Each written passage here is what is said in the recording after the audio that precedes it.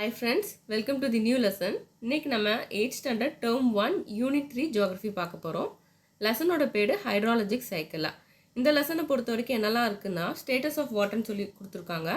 Then important concepts of hydrologic cycle அப்படின்னு சொல்லி ஒரு சில கான்செப்ட்ஸ் கொடுத்துருக்காங்க. Then components of hydrologic cycles வந்து கொடுத்துருக்காங்க. ஸோ இவ்வளோ தான் அந்த லெசனில் இருக்குது. ஸோ என்னென்னு பார்த்துடலாம். இப்போ பார்த்தீங்கன்னா first water on the earth அப்படின்னு சொல்லி ஒன்று கொடுத்துருக்காங்க. இதில் என்ன கொடுத்துருக்காங்கன்னா கிட்டத்தட்ட எர்த் சர்ஃபேஸில் 71% வந்து வாட்டர் தான் இருக்குது அப்படின்னு சொல்லி கொடுத்துருக்காங்க. அதுக்கப்புறமா குவான்டிட்டி ஆஃப் வாட்டர் வந்து 326 மில்லியன் கியூபிக் மைல் அப்படின்னு சொல்லியிருக்காங்க. இப்போ வந்து எர்த்தில் இருக்க வாட்டர் எல்லாமே ஃப்ரெஷ் வாட்டர் கிடையாது. இந்த 71%ல் கிட்டத்தட்ட 97.2% வந்து சால்ட் வாட்டராக தான் இருக்குது. சால்ட் வாட்டர் மீன்ஸ் எப்படின்னா சி வாட்டராகவோ இல்லை ஓஷன் வாட்டராகவோ இருக்குது. ஸோ அது வந்து நம்ம வந்து கன்சியூம் பண்ண முடியாது. ஸோ வந்து அது டேரெக்டாக நம்மளால் கன்சியூம் பண்ண முடியாது. கிட்டத்தட்ட 71%ல் நமக்கு 97.2% வந்து சால்ட் வாட்டர் தான் இருக்குது. மிச்சம் இருக்க 2.8 தான் நமக்கு வந்து ஃப்ரெஷ் வாட்டரை. அந்த 2.8ஐ ரெண்டாக பிடிச்சிருக்காங்க. ஒன்று 2.2 சர்ஃபேஸ் வாட்டர்னு சொல்லியிருக்காங்க, மிச்சம் 0.6 வந்து கிரவுண்ட் வாட்டர். ஸோ இதில் என்ன கொடுத்துருக்காங்க, 2.8% ஃப்ரெஷ் வாட்டர் இருக்குது. அந்த 2.8ல் 2.2 வந்து உங்களுக்கு வந்து சர்ஃபேஸ் வாட்டர், மிச்சம் இருக்க 0.8 வந்து 0.6 வந்து உங்களுக்கு வந்து கிரவுண்ட் வாட்டர் அப்படின்னு சொல்லி கொடுத்துருக்காங்க. இப்போ ஃபஸ்ட்டு இந்த 2.2 சர்ஃபேஸ் வாட்டரை மட்டும் பார்த்துக்கலாம். இந்த 2.2 சர்ஃபேஸ் வாட்டரில் இந்த 2.2% ஆஃப் சர்ஃபேஸ் வாட்டரில் 2.15 வந்து கிளேசியராகவோ ஐஸ் கேப்பாகவோ இருக்கான். 0.01 வந்து லேக்காவோ ஸ்ட்ரீமாவோ இருக்கான். மிச்சம் இருக்க 0.04 வந்து வேறு ஏதாவது ஒரு ஃபார்மில் இருக்குது அப்படின்னு சொல்லி கொடுத்துருக்காங்க. இப்போ வந்து நம்ம என்ன பார்த்தோம்னா 2.2% ஆஃப் சர்ஃபேஸ் வாட்டரு அதுக்குள்ளே இருக்க கம்போசிஷன் பார்த்தோம். ஸோ இந்த 2.2 சர்ஃபேஸ் வாட்டரில் 2.15 வந்து கிளேசியராகவோ ஐஸ் கேப்பாகவோ இருக்குது. 0.01% வந்து லேக்காவோ இல்லைன்னா ஸ்ட்ரீமாவோ இருக்குது. ரிமைனிங் 0.04% வந்து வேறு ஏதோ ஒரு ஃபார்மில் இருக்குது அப்படின்னு சொல்லி கொடுத்துருக்காங்க. ஸோ இப்போ வந்து நம்ம சர்ஃபேஸ் வாட்டர் பார்த்துருக்கோம். அந்த சர்ஃபேஸ் வாட்டர் 2.2%ஓட டிஃப்ரெண்ட் டிஸ்ட்ரிபியூஷன் பார்த்துருக்கோம். அதாவது 2.15 வந்து கிளேசியர் இல்லைனா ஐஸ் கேப், 0.01 வந்து லேக்காவோ ஸ்ட்ரீமாவோ அந்த வாட்டர் வந்து ப்ரெசென்ட் ஆகிருக்கு. மிச்சம் இருக்க 0.04% வந்து அதர் ஃபார்மில் இருக்குது. இப்போ வந்து நம்ம நெக்ஸ்ட்டு வந்து 0.6% ஆஃப் கிரவுண்ட் வாட்டர் எப்படி இருக்குன்னு பார்த்தீங்கன்னா, ஒன்லி உங்களுக்கு வந்து ஒரு 0.25% ஆஃப் கிரவுண்ட் வாட்டர் மட்டும்தான் உங்களுக்கு வந்து எக்ஸ்ட்ராக்ட் பண்ணுற மாதிரி இருக்குது. ட்ரில்லிங் டெக்னாலஜி வச்சு நம்மளால் 0.25% ஆஃப் தி கிரவுண்ட் வாட்டர் மட்டும் தான் எக்ஸ்ட்ராக்ட் பண்ண முடியும் அப்படின்னு சொல்லியிருக்காங்க. இந்தியாவில் வாட்டர் வந்து 3 இம்பார்ட்டன்ட் சோர்ஸஸில் கிடைக்கும் அப்படின்னு சொல்லியிருக்காங்க. ஒன்று ப்ரிசிபிடேஷன், செகண்ட் சர்ஃபேஸ் வாட்டர், மூணாவது கிரவுண்ட் வாட்டரை. நெக்ஸ்ட் இந்த டேபுலர் காலம் பாருங்கள். இந்த டேபுலர் காலமில் எல்லாமே படிக்க வேண்டாம், ஆனால் முதல்ல கொடுத்துருக்க 3 மட்டும் கண்டிப்பாக படிக்கணும். கிட்டத்தட்ட 96.54% வந்து உங்களுக்கு ஓஷன், சி ஆர் பே இதோட வாட்டர் சோர்ஸ் தான். 1.74% வந்து ஐஸ் கேப்பாவோ கிளேசியராகவோ இல்லை ஸ்னோவாவோ கிடைக்கி. தென் கிரவுண்ட் வாட்டர் வந்து 1.69%. ஸோ எக்ஸாம்பிள் எப்படி வரலான்னா, எந்த வாட்டர் சோர்ஸ் வந்து அதிகமான பெர்சன்டேஜ் ஆஃப் வாட்டர் வந்து கவர் பண்ணுது, இல்லைனா அதிகமான வால்யூம் ஆஃப் வாட்டர் என்ன ஃபார்மில் இருக்குன்னா ஓஷன் சி. ஃபஸ்ட் வந்து ocean sea and bay, second வந்து உங்களுக்கு ice cap, glacier and permanent. So third வந்து கிரவுண்ட் வாட்டர். ஸோ இந்த ஃபஸ்ட்டு 3 மட்டும் பார்த்துக்கோங்க. ஃபஸ்ட் 3 ரொம்ப முக்கியம். அண்ட் பர்சன்டேஜும் கொஞ்சம் பார்த்துக்கோங்க. ஃபஸ்ட்டு 3க்கு மட்டும் இருக்கிறதுலே கம்மியான பர்சன்டேஜ்னு பார்த்தீங்கன்னு வச்சுக்கோங்களேன், பயாலஜிக்கல் வாட்டருக்கு தான் இருக்கிறதுலே கம்மி. ஸோ அவ்வளோதான், இந்த டேப்லெட் காலமில் இவ்வளோ பார்த்தா போதும். அதுக்கப்புறம் ஹைட்ராலஜிக் சைக்கிள் ஒரு வாட்டர் சைக்கிள் சொல்லி கொடுத்துருக்காங்க. ஸோ இப்போ வந்து பார்த்தீங்கன்னா ஹைட்ராலஜிக் சைக்கிளுக்கு முக்கியமான காரணமாக இருக்கிறது என்னென்னு பார்த்தீங்கன்னா சன் தான். இந்த ப்ராசஸே இந்த ஹைட்ராலஜிக் ப்ராசஸே சன்னால் தான் இயங்குது அப்படின்னு சொல்லியிருக்காங்க. ஃபஸ்ட்டு எப்படி இந்த சைக்கிள் ஸ்டார்ட் ஆகுதுன்னு பார்த்தீங்கன்னா, வாட்டர் வந்து ஓஷன்லேருந்து அட்மாஸ்பியருக்கு டிரான்ஸ்போர்ட் ஆகுதான்.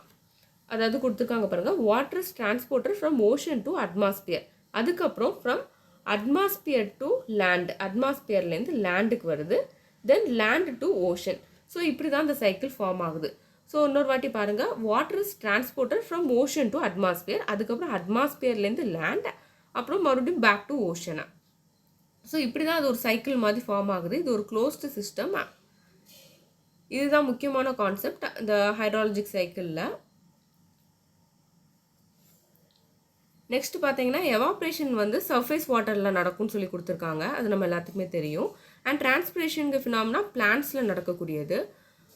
வாட்டர் வேப்பர் எப்போ கண்டென்ஸ் ஆகி அது வந்து ஹை ஆல்டிடியூடுக்கு போய் ரீச் ஆகுதோ அப்போ வந்து நமக்கு க்ளவுட் ஃபார்ம் ஆகும் அப்படின்னு சொல்லியிருக்காங்க. அதே நேரத்தில் அந்த சன் வந்து க்ளவுடில் படுறப்ப மெல்ட் ஆகி ப்ரிசிபிடேஷன் மாதிரி ஃபார்ம் ஆகுது. அதுதான் மழையாக பெஞ்சு நமக்கு வந்து ரன் ஆஃப் அப்படின்னு சொல்கிறத ஒரு ஃபினாமினா நடக்குது.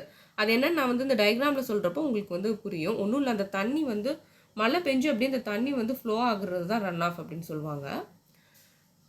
இப்போ hydrologic cycle is a circulation of water. It is a continuous process and takes place naturally.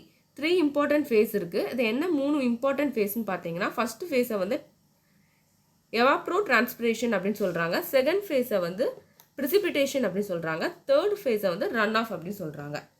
இந்த டயக்ராம் வந்து ரொம்பவே இன்ட்ரெஸ்டிங்காக இருக்கும். இந்த டயக்ராம் வந்து இப்போ நம்ம பார்த்துடலாம். ஸோ இந்த டயக்ராமில் என்ன இருக்குன்னா, இப்போ நான் சொன்னதை தான் அப்படியே கொடுத்துருப்பாங்க. அதை நான் அப்படியே இந்த டயக்ராம் வச்சு உங்களுக்கு எக்ஸ்பிளைன் பண்ணுறேன். இன்னமும் கொஞ்சம் நமக்கு பெட்டராக இருக்கும். நான் கொஞ்ச நேரத்துக்கு முன்னாடி க்ளவுட் வந்து எப்படி ஃபார்ம் ஆகுதுன்னு சொல்லியிருந்தேன். நீங்கள் ப்ரீவியஸ் பேராகிராஃபில் பார்த்தீங்கன்னா உங்களுக்கு தெரியும். வாட்டர் வேப்பர் வந்து கண்டென்ஸ் ஆகி ஹை ஆல்டிடியூட் ரைஸ் ஆகிறப்ப உங்களுக்கு வந்து க்ளவுட் ஃபார்ம் ஆகுதுன்னு சொன்னேன். ஸோ அதே மாதிரி இங்கே பார்த்தீங்கன்னா வாட்டர் வேப்பர் அப்படி மேலே போகுது, கண்டென்ஸ் ஆகி க்ளவுட் ஃபார்ம் ஆகுது. இப்போது சன்ரைஸ் வந்து சன்ரைஸ் வந்து இந்த க்ளவுட்ஸ் மேலே படுறப்ப ப்ரிசிபிடேஷன் ஆகி மழை வந்து பெய்யுது. அதுக்கப்புறம் பார்த்தீங்கன்னா ஸ்னோ மெல்ட் ஆகுது அண்ட் ரன் ஆஃப் அப்படின்னு சொல்லி கொடுத்துருக்காங்க. சில வாட்டர் வந்து என்ன ஆகுதுன்னா இன்ஃபில்ட்ரேஷனும் ஆகுது. இன்ஃபில்ட்ரேஷன்னா ஜஸ்ட் அந்த ராக் கீழே வந்து அந்த தண்ணி வந்து போகிறது. ஸோ அது என்னென்னு பின்னாடி வரும், நம்ம அதை ரீட் பண்ணுறப்ப பார்க்கலாம். ஸோ இந்த டயக்ராம்லேயே நமக்கு எல்லாமே புரியும். அப்படி வந்து தண்ணி வந்து ரன் ஆஃப் ஆகி ஏதாவது ஒரு ரிவர்லையோ லேக்லையோ எதுலையாவது போய் ஜாயின் ஆகிடுது. அண்ட் சம் வாட்டர் வந்து பிளான்ட்ஸ் எடுத்துக்குது. மறுபடியும் பிளான்ட்லேருந்து நமக்கு டிரான்ஸ்பிரேஷன் நடக்கு. அண்ட் இந்த ஓஷன்லேருந்து எவாப்ரேஷன் நடக்கு. ஸோ மறுபடியும் இந்த ப்ராசஸ் எல்லாம் கண்டினியூ ஆகும். மறுபடியும் க்ளவுட் ஃபார்ம் ஆகும், சன்ரைஸ் அதில் படும், தென் ரெயின் ஃபால் ஆகும், தென் ரன் ஆஃப் நடக்கும். ஸோ இப்படி ஒரு ஹைட்ராலஜிக் சைக்கிள் வந்து நடந்துக்கிட்டே இருக்குது. அதுதான் இப்படி சைக்கிள் மாதிரி போட்டு காமிச்சிருக்காங்க. ஓகே ஃப்ரெண்ட்ஸ், நான் இன்னொரு வாட்டி வேணாலும் எக்ஸ்பிளைன் பண்ணிடுறேன். வாட்டர் வந்து இங்கே பிளான்ட்ஸ்லேருந்து டிரான்ஸ்பிரேஷன் நடக்கும். இந்த ஓப்பன் சீலேருந்து உங்களுக்கு எவாப்ரேஷன் நடக்கும். ஆஸ் அ ரிசல்ட் வந்து வாட்டர் வேப்பர் ஃபார்ம் ஆகுது. அது ஹை ஆல்டிடியூட் போகிறப்ப உங்களுக்கு வந்து க்ளவுடாக ஃபார்ம் ஆகுது. க்ளவுடாக வந்து ஃபார்ம் ஆனதுக்கப்புறம் சன் ரேஸ் அந்த க்ளவுடு மேலே படுது. க்ளவுடில் பட்டதுக்கப்புறம் ப்ரிசிபிடேஷன் ஆகுது. ப்ரிசிபிடேஷன் ஆனதுக்கப்புறம் ரன் ஆஃப் ஆகுது. ஒரு சில நேரத்தில் இன்ஃபில்ட்ரேஷன் நடக்குது. அண்ட் தென் மறுபடியும் அது வேறு ஏதாவது ஒரு சோர்ஸோடு சேருது. ஏதாவது ஒரு சோர்ஸ், ஓஷனோ சீயோ லேக்கோ பாண்டோ இதுலையோ போய் சேருது. மறுபடியும் அதுக்கு பக்கத்தில் இருக்க செடியில் மறுபடியும் இந்த தண்ணியெலாம் மறுபடியும் இந்த பிளான்ட்ஸ் வந்து இந்த வாட்டர் எடுத்துக்குது. அதுக்கப்புறம் மறுபடியும் எவாப்ரேஷன் அண்ட் டிரான்ஸ்பிரேஷன் ப்ராசஸ் நடக்குது. அப்படியே இந்த சைக்கிள் வந்து கண்டினியூ ஆகிக்கிட்டே இருக்குது. ஸோ இதுதான் ஹைட்ராலஜிக் சைக்கிள் சிம்பிளாக சொல்லணும்னா. நெக்ஸ்ட் வந்து காம்பனன்ட்ஸ் ஆஃப் ஹைட்ராலஜிக் சைக்கிள் பார்த்துடலாம். கிட்டத்தட்ட 6 காம்பனன்ட்ஸ் இருக்குது ஹைட்ராலஜிக் சைக்கிளில். என்னெல்லாம்னு பார்த்தீங்கன்னா evapotranspiration, condensation, precipitation, infiltration, percolation and run off. இந்த 6 தான் முக்கியமான காம்பனன்ட்ஸை. ஃபஸ்ட்டு காம்பனன்ட் பார்த்துடலாம், எவாப்பர் டிரான்ஸ்பிரேஷன். ஸோ ஒன்றும் இல்லை, எவாப்ரேஷன் ப்ளஸ் டிரான்ஸ்பிரேஷன் தான் நம்ம ரெண்டையும் சேர்த்து எவாப்பர் டிரான்ஸ்பிரேஷன் சொல்கிறாங்க. வேறு எதுவுமே இல்லை, ரொம்ப சிம்பிள் தான். ஸோ இந்த டயக்ராம் இப்போ பாருங்கள். இந்த டயக்ராமில் பார்த்தீங்கன்னா எவாப்ரேஷன் நடக்கு, டிரான்ஸ்பிரேஷன் நடக்கு. இது ரெண்டையும் சேர்த்து தான் நம்ம வந்து எவாப்பர் டிரான்ஸ்பிரேஷன் அப்படின்னு நம்ம வந்து சொல்கிறோம். நெக்ஸ்ட் வந்து எவாப்ரேஷன் பற்றி கொடுத்துருப்பாங்க. வாட்ரு வந்து எப்போ பாயில் ஆகும்னா 100 டிகிரி செல்சியஸில் வாட்ரு பாயில் ஆகும். அதே மாதிரி 0 டிகிரி செல்சியஸில் வாட்ரு வந்து எவாப்ரேட் ஆகும் அப்படின்னு சொல்லியிருப்பாங்க. ஸோ 100 டிகிரி செல்சியஸ், இது ஃபாரன்ஹீட்டில் சொல்லணும்னா 212 ஃபாரன்ஹீட். ஸோ பாயில் ஆகிறப்ப எப்போ பாயில் ஆகுதுன்னா 100 டிகிரி செல்சியஸ் இல்லைன்னா 212 டிகிரி ஃபாரன்ஹீட் அப்போ பாயில் ஆகுது. எப்போ எவாப்ரேட் ஆகுதுன்னா 0 டிகிரி செல்சியஸ் இல்லைனா 32 டிகிரி ஃபாரன்ஹீட்டா. ஸோ இந்த டெம்பரேச்சர் மட்டும் இதில் வந்து ஞாபகம் வச்சுக்கிட்டா போதும், வேறு எதுவும் இம்பார்ட்டண்ட்டாக இல்லை. கிட்டத்தட்ட ஒரு ஸ்டடீஸ் கிட்டத்தட்ட என்ன ரிவீல் ஆகிருக்குன்னா இப்போதைக்கு 90% ஆஃப் மாய்ஸ்சர் வந்து மாய்ஸ்சர் காரணமாக இருக்காது எவாப்ரேஷன் தான். அண்ட் ரிமைனிங் வெறும் 10% எவாப்ரேஷன் தான் டிரான்ஸ்பிரேஷனால் கிடைக்குது அப்படிங்காங்க. ஸோ இந்த எவாப்பர் டிரான்ஸ்பிரேஷனில் 90% ஆஃப் மாய்ஸ்சர் வந்து எவாப்ரேஷனால தான் நடந்திருக்கு. அண்ட் ஒன்லி 10% தான் டிரான்ஸ்பிரேஷனால் நடந்திருக்கு அப்படின்னு சொல்கிறாங்க. அதுக்கப்புறம் நெக்ஸ்ட் பேராவில் பார்த்தீங்கன்னா என்ன கொடுத்துருப்பாங்கன்னா, நெக்ஸ்ட் பேராவில் வந்து எவாப்ரேஷனும் எவ்வளோ அமௌண்ட் வந்து எவாப்ரேட் ஆகிருக்கோ அது வந்து அது வந்து ப்ரிசிபிடேஷனுக்கு ஈக்குவலாக இருக்கும் அப்படின்னு சொல்லி கொடுத்துருப்பாங்க. அது என்ன நம்ம ரீட் பண்ணி பார்த்துடலாம். The amount of water gets evaporated is about the same as the amount of water delivered to earth as precipitation. So என்ன சொல்லியிருக்காங்க, எவ்வளோ வாட்டர் வந்து எவாப்ரேட் ஆகி போச்சோ அதே வாட்டர் வந்து நமக்கு வந்து எவ்வளோ வாட்டர் நமக்கு ப்ரிசிபிடேஷன் ஆச்சோ அதுக்கு ஈக்குவலாக இருக்கும் அப்படின்னு சொல்லி நமக்கு வந்து கொடுத்துருக்காங்க. இதுக்கப்புறம் டேரெக்டாக அந்த பாக்ஸ்க்கு வந்துருங்க. ரேட் ஆஃப் எவாப்ரேஷன் பற்றி ஒரு முக்கியமானது ஒன்று கொடுத்துருப்பாங்க. ரேட் ஆஃப் எவாப்ரேஷன் வந்து எப்போல்லாம் இன்க்ரீஸ் ஆகும்னு பார்த்தீங்கன்னா, விண்ட் ஸ்பீட் இன்க்ரீஸ் ஆகிறப்ப இன்க்ரீஸ் ஆகும். அதே மாதிரி டெம்பரேச்சர் இன்க்ரீஸ் ஆனால் இன்க்ரீஸ் ஆகும்.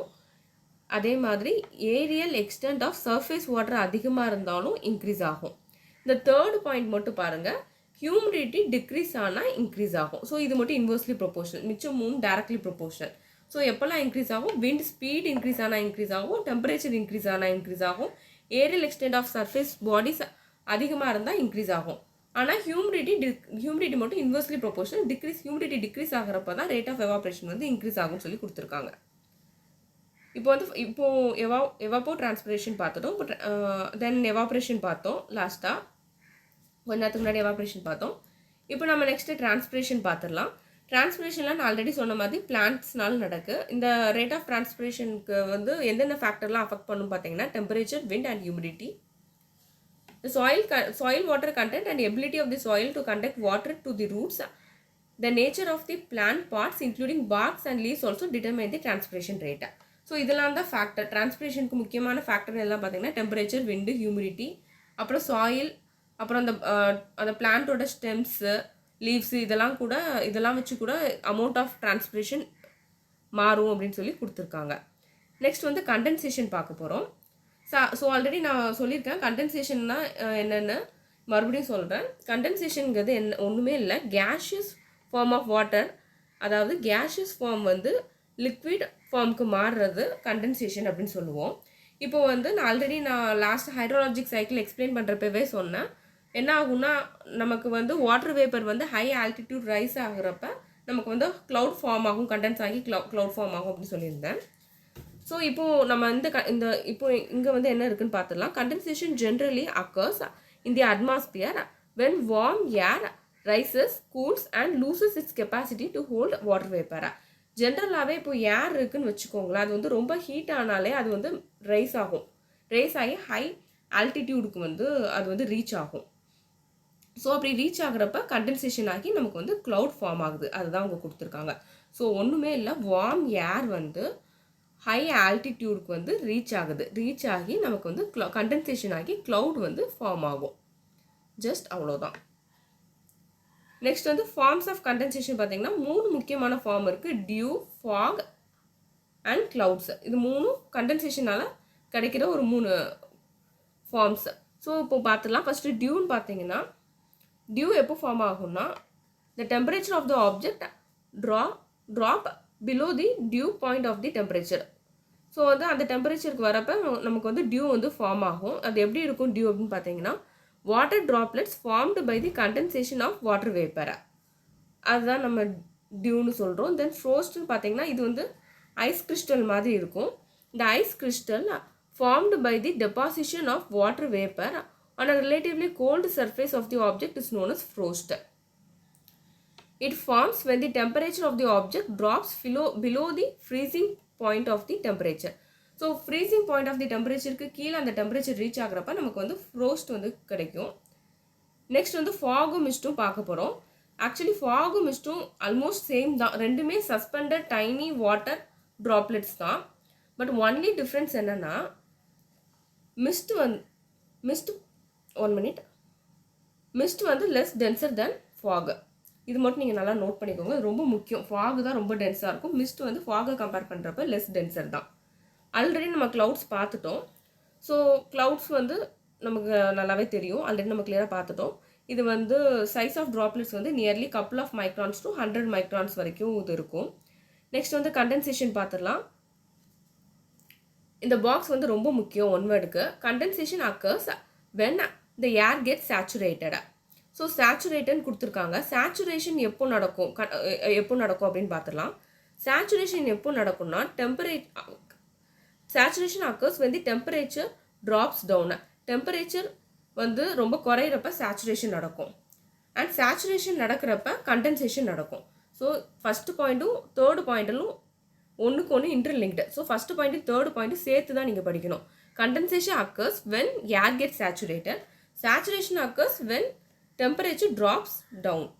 இப்போ சென்டரில் ஒரு பாயிண்ட் விட்டுருக்கேன், அதை பார்த்துடலாம். Warm air can hold more water vapour than gold air. So வந்து கோல்ட் ஏரை விட வார்ம் ஏரில் தான் நிறைய வாட்டர் வேப்பர் ஹோல்ட் பண்ணுற கெப்பாசிட்டி இருக்கும் அப்படின்னு சொல்லியிருக்காங்க. நெக்ஸ்ட் precipitation பார்த்துடலாம். Precipitation refers to all forms of water that falls from the cloud and reaches the earth's surface. For the occurrence of precipitation, cloud droplets or ice crystal must grow heavy enough to fall through the air. When the droplet grows large in size, they tend to fall. So வந்து droplet வந்து கொஞ்சம் பெரிய size ஆனதுக்கப்புறம் அது வந்து க்ளவுட்லேயே இருக்க முடியாது. ஒரு வெயிட் ஜாஸ்தியாக இருக்கப்போ அது கீழே விழுந்துடும். ஸோ அப்படி வந்து ஒரு பர்டிகுலர் சைஸ்க்கு மேலே அது போகிறப்ப நமக்கு வந்து எர்த்தில் வந்து ஃபால் ஆகும். while moving down by collecting some small droplets, they became heavy enough to fall out of the cloud as raindrops. இப்போ வந்து ஃபார்ம்ஸ் ஆஃப் precipitation பார்த்தீங்கன்னா 5 ஃபார்ம் இருக்குது. என்ன ஃபார்ம்லான்னா rain, sleet, freezing rain, hail and snow. So 5 types இருக்குது. First rain பார்த்துடலாம். So rain கீழே 2 இருக்குது, ட்ரிசில் அண்ட் ரெயின். இப்போ சைஸ் ஆஃப் தி ட்ராப்ஸ் வந்து லெஸ் தென் 0.5 மில்லிமீட்டர் இருந்துச்சுன்னா அதை ட்ரிசில்னு சொல்லுவோம். ரெயின் ட்ராப்போட சைஸ் வந்து கிரேட்டர் தென் 0.5 மில்லிமீட்டர் இருந்துச்சுன்னா நம்ம வந்து அதை வந்து ரெயின்னு சொல்லுவோம். நெக்ஸ்ட் வந்து ஸ்லீட் பார்த்துடலாம். ஸ்லீட்டுங்கிறது எப்படி இருக்குன்னா mixture of water droplets and tiny particles of ice. So water ட்ராப்லெட்ஸும் ஐஸும் சேர்ந்தது தான் நமக்கு வந்து sleet. So usually 5 millimetre in diameter இருக்கும். நெக்ஸ்ட் வந்து ஃப்ரீசிங் ரெயின் பார்த்துடலாம். ஜஸ்ட் இது ஒன்றுமே இல்லை, ரெயின் வந்து ஃப்ரீஸ் ஆனால் அது எப்படி இருக்கும் அப்படி தான் இருக்கும் இந்த ஃப்ரீசிங் ரெயினும். நம்ம டயக்ராம் வந்து பின்னாடி இருக்குது, அது பார்க்குறப்போ அது கிளியராக இருக்கும். தென் ஹேல் பார்த்துடலாம். ஹேல் வந்து எப்படின்னா ரவுண்ட் பெல்லட்ஸ் ஆஃப் ஐஸ் வந்து ஃபார்ம் ஆகும். ஜென்ரலாக அது வந்து 5 மில்லிமீட்டருக்கும் மேலே இருக்கும் இதோட சைஸ் வந்து. ஜஸ்ட் ஹேல்னோடனே நமக்கு ஞாபகத்துக்கு என்ன வரணும்னா ஐஸ் பெல்லட் அப்படிங்கிறது மட்டும் ஞாபகத்துக்கு வரணும். இந்த ஹேல்ஸ் வந்து எப்போ ஃபார்ம் ஆகும்னா கியூமுலோனிம்பஸ் க்ளவுட்ஸில் தான் அது ஃபார்ம் ஆகும். க்ளவுட்ஸே நிறைய டைப்ஸ் இருக்குது, அதில் ஒன்று தான் கியூமுலோனிம்பஸ் க்ளவுட்ஸ். இது வந்து எப்போ நடக்கும்னா தண்டர் ஸ்டார்ம் இருக்கிறப்ப தான் இந்த கியூமுலோனிம்பஸ் க்ளவுட்ஸ் வந்து ஃபார்ம் ஆகும். அப்படி அந்த ஸ்டேஜில் தான் இந்த ஹேலும் ஃபார்ம் ஆகும். ஸோ ஹேல்னாலே ஒரு ஐஸ் பெல்லட் மாதிரி இருக்கும். அதோட சைஸ் வந்து 5 மில்லிமீட்டருக்கு மேலே இருக்கும். ஸ்னோ பற்றி சொல்லவே வேண்டாம், எல்லாருக்குமே தெரிஞ்சிருக்கும். ஸோ பவுட்ரி மாஸ் ஆஃப் ஐஸை தான் நம்ம வந்து ஸ்னோன்னு சொல்லுவோம். So powdery mass of ice. இப்போ நான் சொன்ன 5 ப்ரெசிபிடேஷனுக்கும் ஒவ்வொரு கீவேர்டு இருக்குது, அதை வந்து நீங்கள் வந்து கண்டிப்பாக ஞாபகத்தில் வச்சுக்கணும். ரெயினுங்கப்போ நமக்கு வந்து சைஸ் ஞாபகம் இருக்கணும். 0.5 மில்லிமீட்டர் கீழே இருந்தால் ட்ரிசில், கிரேட்டர் தென் 0.5 மில்லிமீட்டருக்கு மேலே இருந்தால் அது ரெயினா. நெக்ஸ்ட் வந்து ஸ்லீட் பார்த்தோம். நெக்ஸ்ட் வந்து ஃப்ரீசிங் ரெயின் பார்த்தோம். நெக்ஸ்ட் ஹேல் பார்த்தோம். ஹேல்னா ஐஸ் பெல்லட் ஞாபகம் வச்சுக்கோங்க. ஸ்னோ வந்து பவுட்ரி மாஸ் ஆஃப் ஐஸை. ஸோ இப்போ வந்து டயக்ராமில் கொடுத்துருப்பாங்க. ரெயின் நம்ம எல்லாருக்கும் தெரியும். ஸ்லீட் படிக்கப்பவே நான் சொன்னேன் ஸ்லீட் படிக்கிறப்ப 2 காம்பினேஷன் சொன்னால் வாட்டர் ட்ராப்லெட்டும் ஐஸும் சேர்ந்த ஒரு காம்பினேஷன் தான் நம்ம வந்து ஸ்லீட்டுன்னு சொன்னேன், ப்ரீவியஸ் பேஜில் இருக்குது. ஸோ ஸ்லீட் வந்து mixture of water droplets and tiny particles of ice. So இந்த டயக்ராமில் பாருங்கள், பார்க்குறப்ப அப்படி தான் இருக்குது. வாட்டரும் ஐஸும் சேர்ந்த ஒரு ஃபார்ம் மாதிரி இருக்குது ஸ்லீட். ஃப்ரீசிங் ரெயின் பாருங்கள், அப்படியே பெஞ்ச மழை அப்படியே ஃப்ரீஸ் ஆனால் எப்படி இருக்கும் அந்த மாதிரி இருக்குது ஃப்ரீசிங் ரெயின். ஹேல் பார்க்குறப்ப நான் ஒரு ஐஸ் பெல்லட் மாதிரி இருக்குன்னு சொன்னேன், அதே மாதிரி ஐஸ் பெல்லட் மாதிரி இருக்குது ஹேல். நெக்ஸ்ட் வந்து ஸ்னோ எப்படி சொன்னேன், பவுட்ரி மாஸ் ஆஃப் ஐஸை தான் நம்ம வந்து ஸ்னோன்னு சொன்னேன்.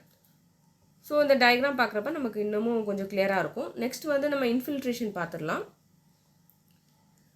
ஸோ இன்ஃபில்ட்ரேஷனுக்கு வந்து ஒரு டெஃபினேஷன் கொடுத்துருக்காங்க. Water entering the soil at the surface of the கிரவுண்டை தான் நம்ம வந்து இன்ஃபில்ட்ரேஷன் அப்படின்னு சொல்கிறோம். Infiltration allow the soil temporarily to store water. So இன்ஃபில்ட்ரேஷனால நமக்கு வாட்டர் வந்து டெம்பரரியாக ஸ்டோர் ஆகிருக்கும். அண்ட் பிளான்ட்ஸும் அதர் ஆர்கானிசமும் அதை வந்து யூஸ் பண்ணிப்பாங்க. ஸோ அதனால தான் மற்ற ஆர்கானிசமும் சரி பிளான்ட்ஸும் சரி க்ரோ ஆகிறதுக்கு அது முக்கியமான காரணமாக இருக்குது. சம் வாட்டர் வந்து அண்டர் கிரவுண்ட்லேயே இருந்துரும். அப்படி இன்ஃபில்ட்ரேட் ஆகி அண்டர் கிரவுண்ட்லேயே இருக்கிறத வந்து நம்ம வந்து கிரவுண்ட் வாட்டர் அப்படின்னு சொல்கிறோம்.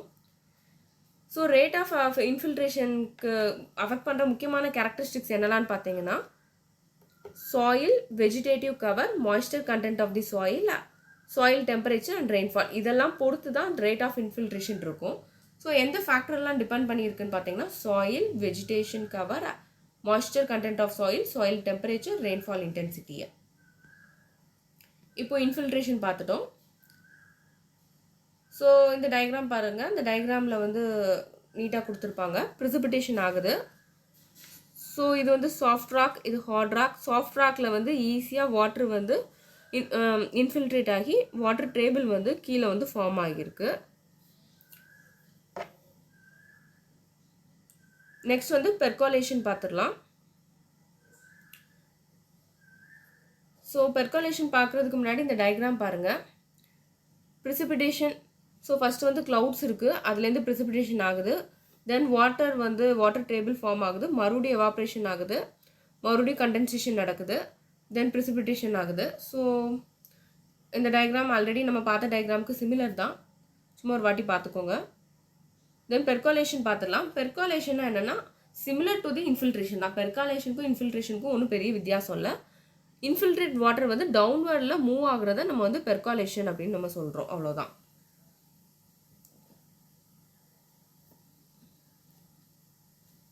நெக்ஸ்ட் வந்து ரன் ஆஃப் பார்த்துடலாம். Run off is the water that is pulled by gravity across the land சர்ஃபேஸா. ஸோ கிராவிட்டினால அந்த வாட்டர் வந்து ஒரு லார்ஜ் எக்ஸ்டென்ட்டுக்கு வந்து அது போய் ரீச் ஆகுது. It replaces ground water, surface water as a percolate into the aquifer. It comes from unabsorbed water from rain, snow melt, irrigation or some other sources comprising significant element in the water cycle as well as the water supply when it drains into the watershed. So இப்போ runoff பார்த்தீங்கன்னா, runoff கீழே உங்களுக்கு வந்து 3 types of classifications வரும். So என்ன classification பார்த்தீங்கன்னா, surface run off, subsurface run off and base ஃப்ளோன்னு வரும். ஸோ அதில் பெருசாக எதுவும் இருக்காது. லைக் சர்ஃபேஸ்லேயே ரன் ஆஃப் ஜஸ்ட் அது ஒரு ஸ்டேஜ் பை ஸ்டேஜாக தான் வரும். அது வந்து ரொம்ப ஈஸி தான். இங்கே கொடுத்துருக்காங்க பாருங்கள். Only 35% of precipitation ends up in the sea or ocean and other 65% is absorbed into soil. இது கொஞ்சம் முக்கியம். நெக்ஸ்ட் வந்து டைப்ஸ் பார்த்துடலாம். டைப்ஸ் நான் ஆல்ரெடி சொன்ன மாதிரி 3 டைப்ஸ் இருக்குது. Surface run off, subsurface run off, next base flow. So surface run ஆஃப்னா என்னென்னா, portion of rainfall which enters the stream immediately after the rainfall. So அப்படி இமீடியட்டாக ரெயின்ஃபாலுக்கு அப்புறம் என்ட்ரு ஆனதுக்கப்புறம் it occurs when the rainfall is longer, heavier and exceeds the rate of filtration. In this condition excess of water make a head over the ground surface which tends to move from one place to another following a land gradient and it is known as overland flow. So surface runoff ku innor peru overland flow. Next வந்து subsurface runoff பாருங்க. இதுவும் surface runoff subsurface runoff almost same தான். ஒரே ஒரு வித்தியாசம் தான் என்னன்னா, subsurface runoff is usually referred by interflow. ஏன்னா அது வந்து ஒரு லேயர் கீழே வந்து அது ஃப்ளோ ஆகும். ஸோ வந்து இன்டர்ஃப்ளோ, எது வந்து இன்டர்ஃப்ளோன்னு சொல்லுவாங்கன்னா சப் சர்ஃபேஸ் ரன் ஆஃப் வந்து இன்டர்ஃப்ளோன்னு சொல்லுவாங்க. நெக்ஸ்ட் வந்து base flow. It is a flow of underground water from the saturated ground water zone to water channel. Next வந்து வேறு எதுவும் முக்கியம் இல்லை. அதில் யூனிட் ஆஃப் மெஷர்மெண்ட் கொடுத்துருப்பாங்க, பட் அது அவ்வளோ முக்கியம் இல்லை. புக் பேக் கொஸ்டின் பார்த்துடலாம். The process in which the water moves between the ocean, atmosphere and the land is called, first one answer வந்து hydrologic cycle. நெக்ஸ்ட் ஒன் வந்து எத்தனை பர்சன்டேஜ் வந்து ஃப்ரெஷ் வாட்டர் இருக்குன்னு கேட்டிருக்காங்க. 2.8% வந்து ஃப்ரெஷ் வாட்டர். தேர்ட் கொஸ்டின் பார்த்தீங்கன்னா water gaseous ஸ்டேட்லேருந்து liquid ஃபார்முக்கு மாறுறதுக்கு பேர் என்னன்னு கேட்டிருக்காங்க. கண்டென்சேஷன். ஃபோர்த் கொஸ்டின் வந்து என்ன சொல்லி கேட்டிருக்காங்க பாருங்க. Water that flows in the subsoil or through the ground into the stream river or lakes and ocean is termed as அப்படின்னு சொல்லி கேட்டிருக்காங்க. Run of. லீவ்ஸ்லேருந்து எவாப்ரேட் ஆகிறதுக்கு பேர் என்னன்னு கேட்டிருக்காங்க. ஃபிஃப்த் கொஸ்டினில் டிரான்ஸ்பிரேஷன். தென் சிக்ஸ்த் கொஸ்டின் பார்த்தீங்கன்னா water that is good enough to drink அப்படின்னு சொல்லி கேட்டிருக்காங்க. Ground water. Filling the blanks பார்த்துடலாம். The degree of water vapour present in the atmosphere is called humidity. Next கொஸ்டினில் எத்தனை ஃபேஸஸ் இருக்குது water சர்க்கிள்னு கேட்டிருக்காங்க. 6 faces இருக்குது. தேர்ட் கொஸ்டின் பாருங்கள். the falling of water towards the earth's surface from the atmosphere in any form is known as rain இல்லைனா precipitation அப்படின்னு சொல்லலாம். Next question fourth one வந்து precipitation with the rain drop of size less than 0.5 millimeter. So less than 0.5 millimeterனா என்ன சொன்னேன்? drizzle சொன்னேன். mist is denser than fog.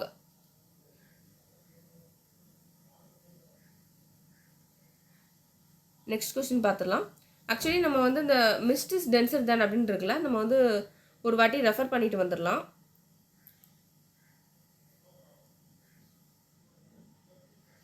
Next பேஜில் வரும்.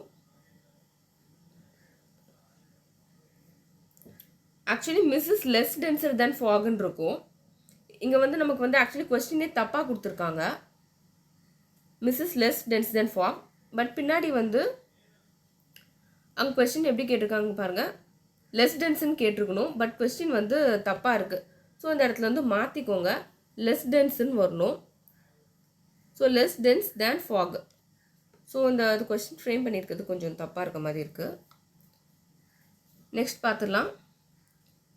Vegetation வந்து டிரான்ஸ்பிரேஷன். கண்டென்சேஷன் வந்து க்ளவுட்ஸோட மேட்ச் பண்ணணும். ஏன்னா வாட்டர் வேப்பர் வந்து கண்டென்ஸ் ஆகி நம்ம க்ளவுட் ஃபார்ம் ஆகுதுன்னு சொன்னோம் இல்லையா. தேர்ட் ஒன் வந்து ஸ்னோ அண்ட் ரெயின் ட்ராப்ஸ். இதுக்கு வந்து ஸ்லீட்.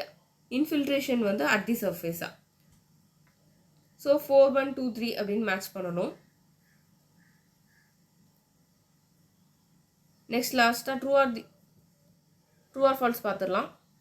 ஃபர்ஸ்ட் கொஸ்டின் என்ன கொடுத்துருக்காங்க. Water boils at 212 degree Fahrenheit the temperature but it begins to evaporate at 32 degree Fahrenheit கொடுத்துருக்காங்க. இது கரெக்டு தான். Mist is not the tiny droplet of water hanging in the ஏர்னு கொடுத்துருக்காங்க. இது ஃபால்ஸ். ஏன்னா மிஸ்ட்டுங்கிறது டைனி ட்ராப்லெட் ஆஃப் வாட்டர் தான்.